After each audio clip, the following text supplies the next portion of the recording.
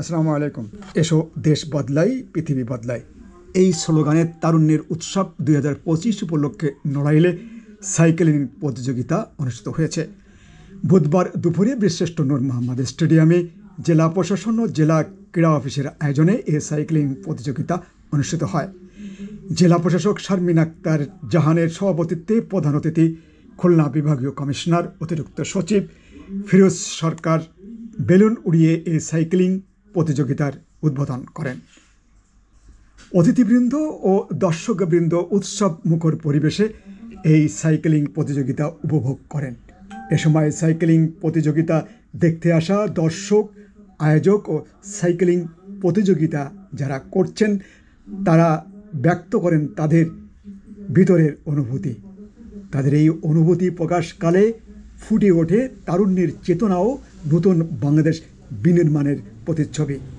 Hello প্রিয় দর্শক বন্ধুরা, এ সময় এই সাইক্লিং প্রতিযোগিতায় অন্যান্যের মধ্যে উপস্থিত ছিলেন বিশেষ অতিথি জেলা পুলিশ সুপার কাজী এহসানুল কবির, অতিরিক্ত জেলা প্রশাসক সার্বিক লিঙ্কন বিশ্বাস, অতিরিক্ত জেলা প্রশাসক শিক্ষা ও আইসিটি আহসান মাহমুদ রাসেল, সদরের ইউনো সঞ্চিতা বিশ্বাস, জেলা ক্রীড়া অফিসার মোহাম্মদ কামরুজ্জামান, জেলা প্রাথমিক শিক্ষা অফিসার মোহাম্মদ জাহাঙ্গীর আলম, যুব উন্নয়ন অধিদপ্তরের উপপরিচালক মোহাম্মদ মনিরুজ্জামান, টিটিসির অধ্যক্ষ প্রকৌশলী আবুল বাশার আল মামুন সহ বিভিন্ন শিক্ষা প্রতিষ্ঠানের প্রধানগণ, ক্রীড়া সংস্থার অন্যান্য কর্মকর্তাবৃন্দ এবং সুধীজন এ সময় উপস্থিত ছিলেন।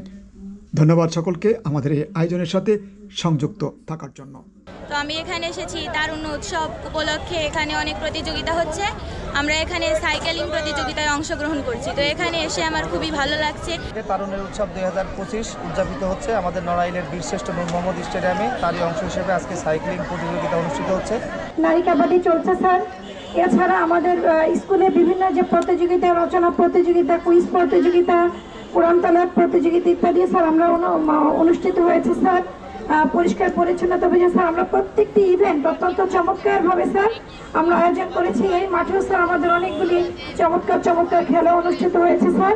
এই খেলাধুলার যে এই উৎসাহটা এটা আরও বেড়ে যায়। আপনারা জানেন যে আমাদের এই তথ্য প্রযুক্তির যুগে বাচ্চারা আজকে এই মোবাইল নিয়ে পড়ে থাকে। তো এই সংস্কৃতিটা থেকে বেরিয়ে এসে আমাদের সেই আগের মতো আমরা ছোটোবেলায় যেরকম খেলাধুলা করতাম সেই রকম আবার সেই কালচারে আমাদেরকে ফিরে যেতে হবে। এখন দেখেন ইয়াং জেনারেশন সবসময় একটা ডিজিটাল কার্যক্রম নিয়ে বেশি ব্যস্ত থাকে, তাদের খেলাধুলার প্রতি খুব একটা মনোযোগী হতে দেখা যায় না। তার কারণ বিভিন্ন সামাজিক অবক্ষয়। আপনারা লক্ষ্য করেছেন বিগত সময়গুলোতে ছাত্ররা বা ইয়াং জেনারেশন মুরব্বীদেরকে খুব কমই মেনে চলত। এক্ষেত্রে তাদের শাসন করার যে অধিকারটা আমরা হারিয়ে ফেলেছিলাম। সাইক্লিং প্রতিযোগিতা দক্ষতার পরিচয় যে কতটুকু দেখাতে পারবে আমরা দেখতে পাচ্ছি। এখানে কেউ রয়েছে যারা দৃঢ় মনোবল নিয়ে দারুণভাবে তারা প্রতিযোগিতা মনোভাবাপন্ন মানুষ হিসেবে নিজেদেরকে গড়ে তুলছে এবং এভাবেই আমরা দেখছি যে দারুণভাবে একজনকে টপকে অন্যজন এগিয়ে যাচ্ছে। 3 নম্বরে যিনি ছিলেন 1 নম্বরে চলে এসেছেন এবং প্রবল আগ্রহ নিয়ে আমাদের শিক্ষার্থী এবং দর্শক যারা রয়েছেন তারা কিন্তু আমরা দেখতে পাচ্ছি যে এগিয়ে এসেছে সবাই মাঠের কাছাকাছি। এই যে প্রতিযোগিতা, এই যে তারুণ্যের শক্তি, এই তারুণ্যের শক্তি দিয়ে আমরা আমাদের বাংলাদেশকে শুরু হয়েছে। আমরা করতালি দিয়ে এই শুরুকে অভিবাদন জানাই।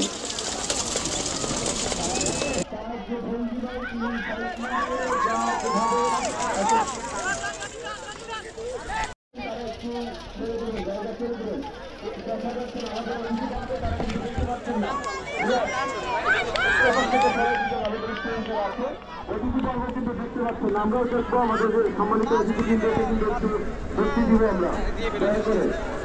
আমরা দেখতে পাচ্ছি যে আমাদের যিনি প্রথম অবস্থানে চলে এসেছেন আমরা কয়েকজন প্রথমত হেল্প করেছেন। সাইক্লিংয়ে যারা প্রফেশনালি সাইক্লিং প্রতিযোগিতায় বিভিন্ন দলকে অংশগ্রহণ করতে চায় স্পোর্টসম্যানশিপ যাদের আছে আবার নতুন উদ্যোগ নিয়ে শুরু করছে। আমরা দেখতে তুমি সেকেন্ড গুড লাক থার্ড হবে কে চালাও চলে থার্ড হলুদ থার্ড গ্যাপ রেখে অনেক ফারাক রেখে চলো এবং এর মধ্যে